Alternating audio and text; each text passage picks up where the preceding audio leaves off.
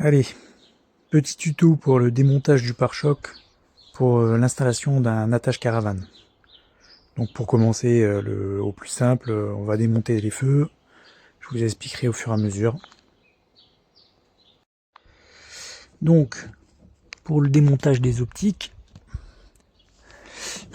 il y a une trappe qui nous permet d'accéder simplement aux écrous de chaque optique. Déjà si j'arrive à démonter. Voilà. Donc derrière, un écrou de 10, déconnexion de la fiche de l'optique, et il n'y a plus qu'à tirer.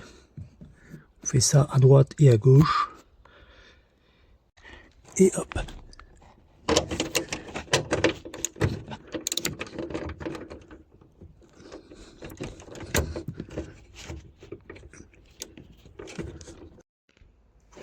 Hop, c'est desserré.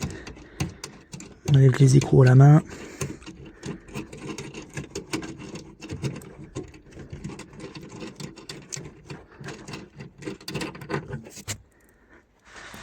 Hop.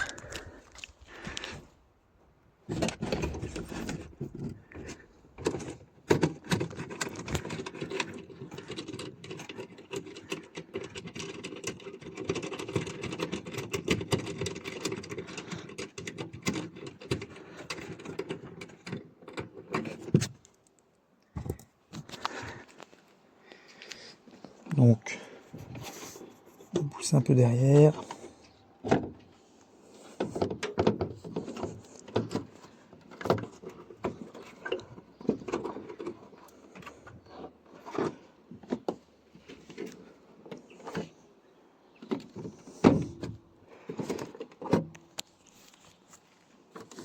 Pas évident à une main, mais ça vient. Hop. Voilà. Vous avez la cosse à déconnecter.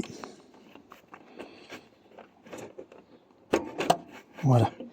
Et vous avez qu'une seule fixation, c'est une vis. Voilà, comme je disais, la vis de 10, il n'y a que ça. Le reste, c'est des pattes simples. Après les optiques, on va s'attaquer aux douilles Torx mâle de 30. Il y en a 1, 2, 3, 4 en haut. On va s'attaquer aux fixations du garde-boue. Donc il faut sauter les plusieurs vis. Celle-ci, il y en a une là.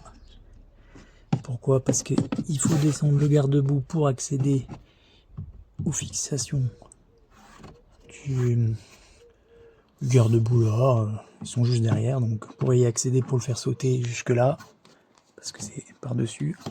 Il faut démonter ici. Donc, il y a une petite vis Torx. Il doit en avoir une autre. Juste là. Et après, ça devrait se retirer facilement. Il y a peut-être ça aussi. Après, ce sera les vis qui seront en dessous. Alors, cette vis, la Torx, hop. Douille Torx de 20, hop.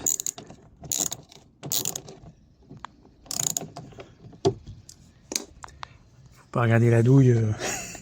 J'ai dû mettre du scotch, elle tient pas. Comme ça.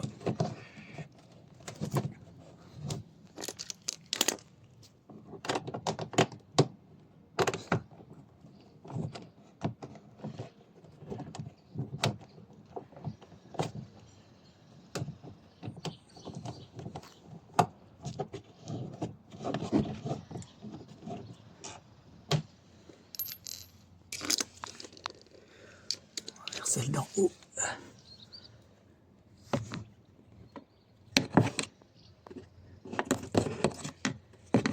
Pas évident avec le téléphone.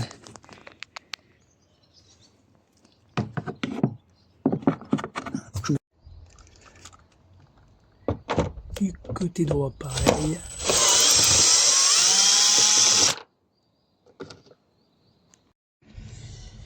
Donc oui, le garde-boue résiste en dehors de cette vis qui est là. On a encore un deuxième clip caché juste là. J'ai préféré donc enlever la première.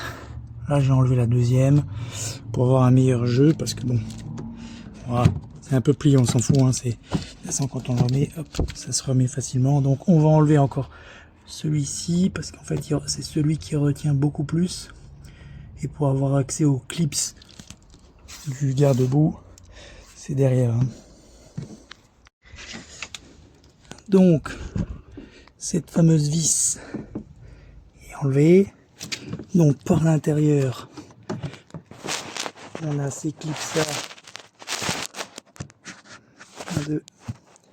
1, 2, 3, 4 qu'il faut forcer pour sortir le garde-boue. Donc, il faut y aller tout doucement pour pas le plier à ce niveau-là. Et pour pas casser les clips. Bon, les clips du garde-boue sont enlevés. Bon, je vais vous montrer, je vais enlever. Voilà tout le long les clips qu'il y a jusqu'en haut. Il faut vraiment y aller doucement pour rien casser. Et bien sûr, avant tout cela, on descend bien son garde-boue pour enlever sa vis qui est censée être là. Et ce garde-boue, il est relativement compliqué à enlever. Pourquoi? Parce que ici, on a une pointe du plastique, donc ça veut dire au lieu de commencer par le bas de son garde-boue, il faut mieux commencer par le haut pour laisser un jeu pour qu'il sorte de du trou là, juste ici. Voilà. Là. Parce que vous voyez le morceau de plastique, il doit rentrer dedans. Donc il faut qu'il y ait une légère courbure de son garde-boue. Donc commencez d'abord par ici. Déclipser d'abord ceux-là par derrière. Et ceux-là, il faut essayer de les forcer par là. J'ai pas réussi à filmer parce que c'est impossible de le faire à une seule main. Donc voilà. Les deux garde-boue sont enlevés, les deux vis principales. Maintenant, il faut savoir que pour enlever le pare-choc, il y a un système de clips juste en dessous. Là, on le tire vers soi. Voilà. Et là, on peut enlever. Il faut pas tirer, voilà. Pas... C'est un système de clips qu'il y a ici, là. Il y a des vis qui rentrent dans les ailes. Donc il faut tirer vers le bas. Voilà, écarter. C'est pareil des deux côtés. Voilà. Et voilà. Donc là maintenant, le pare-choc, si vous avez enlevé toutes ces vis, les vis d'en dessous, à part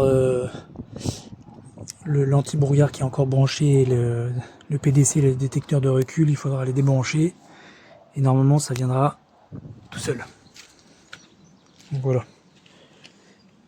Voilà, là on voit bien que c'est spécifique pour le fameux clips qu'il faut tirer vers le bas en dessous, qui est juste là en noir. Là. Des clips au fur et à mesure et hop, là le pare-choc, il est débranché complet. Ah, démonté, pas débranché. Désolé.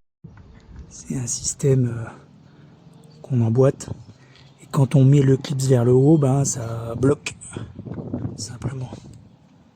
Bon. C'est pas si simple à enlever quand même, mais moins ça tient. Là, on voit bien aussi ces clips, les clips du haut.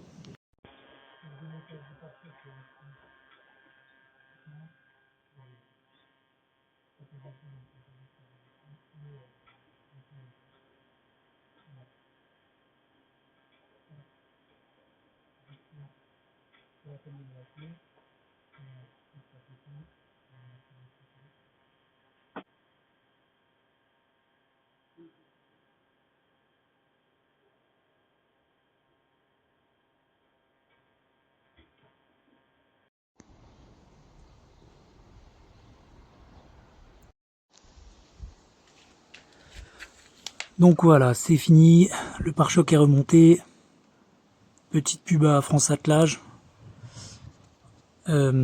Sinon pour le faisceau, malheureusement j'ai pas d'explicatif parce que il a été posé le week-end dernier. Donc je mettrai en descriptif les fils principaux pour le branchement de la tâche caravane, donc les couleurs en interne du véhicule, c'est-à-dire les feux de position, les feux stop, les clignotants droite-gauche.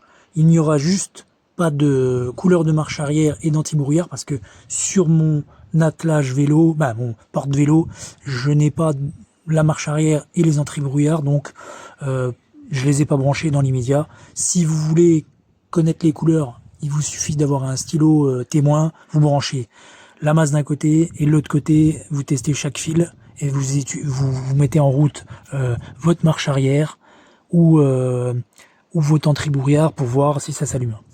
Il n'y a rien de plus simple.